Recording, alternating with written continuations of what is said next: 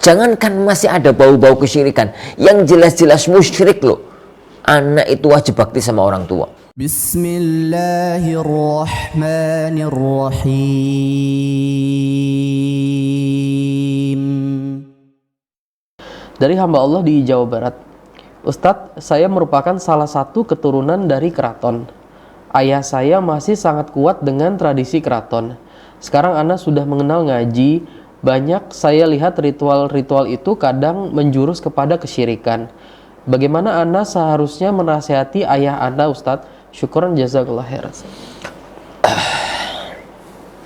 Pertama, syukurilah antum sebagai keluarga ningrat, keluarga keraton gitu ya.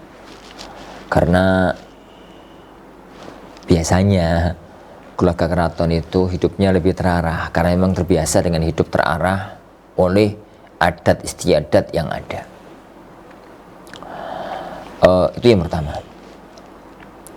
Yang kedua, nggak bisa dipungkiri bahwasanya keluarga ningrat, keluarga keraton di negeri kita itu dekat sekali dengan kejawen. Karena dulu keraton-keraton zaman dahulu itu rata-rata memang kerajaan Hindu, kerajaan Buddha. Terutama Pajajaran. Kalau ada di Jawa Barat itu kerajaan yang paling kuat kan Pajajaran, dan itu kuat sekali.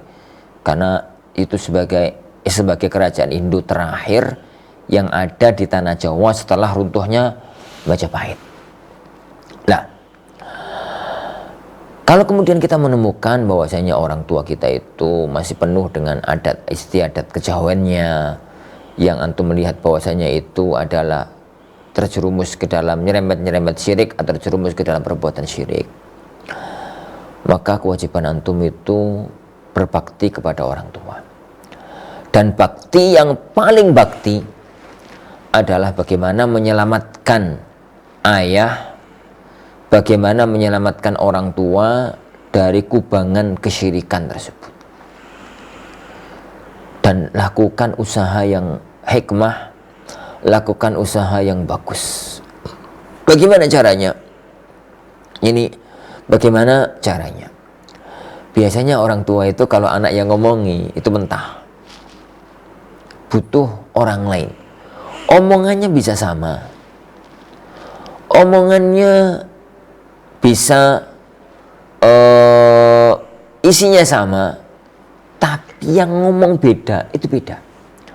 Kalau nasihat yang pertama, orang tua itu kan mesti punya gawan bayi ya. Orang tua itu sebagai seorang muslim, antum bicara orang tua khawatir terjerumus ke kesyirikan, berarti orang tua muslim. Sebagai seorang muslim itu mesti kenal namanya pengajian. Lah, orang-orang itu ada yang senang dengan pengajian ala guyon. Ada orang tua itu yang senang pengajian gaya dijabarkan panjang lebar sampai jalan treh gitu. Ada orang itu yang senangnya saklek, ini dalilnya ini dalilnya ini dalilnya ini. Antum coba lihat gaya pengajian orang yang disenangi sama orang tua. Kemudian cari orang semacam itu dari asatidzah kita. Cari orang semacam itu dari asatidzah kita. Kan ustadz-ustadz kita itu kan juga macam-macam toh. Ada yang senengani guyon, ada yang senengani serius, ada yang melengking tinggi, ada yang jabarkan itu landai, ada yang malah kesannya ngantuk gitu ya. Dan macam-macamnya. Maka usahakan perdengarkan. Ya kita mau pura-pura nyetel di pinggirnya gitu. Nanti orang tua akan tanya. Yang orang tua itu akan tanya, itu pengajian siapa enak begitu. Kemudian dituntun sedikit demi sedikit. Jadi dituntun sedikit demi sedikit gitu. Itu yang pertama. Yang kedua, tunjukkan bakti kita. Tunjukkan di hadapan orang tua kita bahwasanya kita itu kenal ngaji. Semakin kenal ngaji, semakin kita itu bakti sama orang tua kita. Lepas dari orang tua itu masih kejauhan, lepas dari ini itu. Jangankan masih ada bau-bau kesyirikan, yang jelas-jelas musyrik loh, anak itu wajib bakti sama orang tua. Wa in jahadaka ala an tusyrika bima laysa laka bihi ilmun fala tuti'huma wasahibhuma fid dunya ma'rufa. Kalau keduanya maksa kamu untuk berbuat syirik yang kamu gak mempunyai ilmunya, maka jangan taati keduanya. Tapi wasahibhuma fid dunya ma'rufa. Tetap bergaulah dengan baik di dunia dengan keduanya dengan cara yang yang baik. Lah, dengan hal yang kondisi semacam itu, baktilah kepada orang tua. Tunjukkan kepada orang tua kita bahwa apa yang kita pelajari semakin menjadikan kita bakti kepada orang tua, perbuatan dan ucapan. Sehingga mudah-mudahan dengan cara itu orang tua itu akan terenyuh, orang tua itu akan terbuka hatinya bahwasanya ilmu yang kita pelajari, Islam yang kita pelajari, penampilan kita yang berubah di permukaan di luar itu akan menjadikan kita semakin bakti kepada orang tua kita. Yang ketiga, banyak doakan orang tua kita. Banyak doakan ini orang tua kita.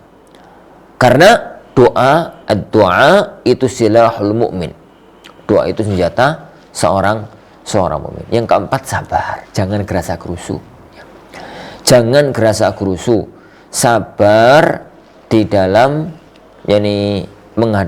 mendakwai orang tua. Semua butuh proses.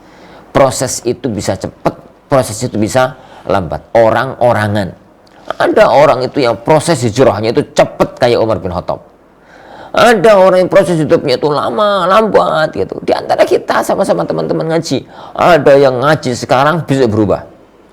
Ada yang sudah ngaji 3 tahun, 4 tahun gitu-gitu, gaya dan penampilannya.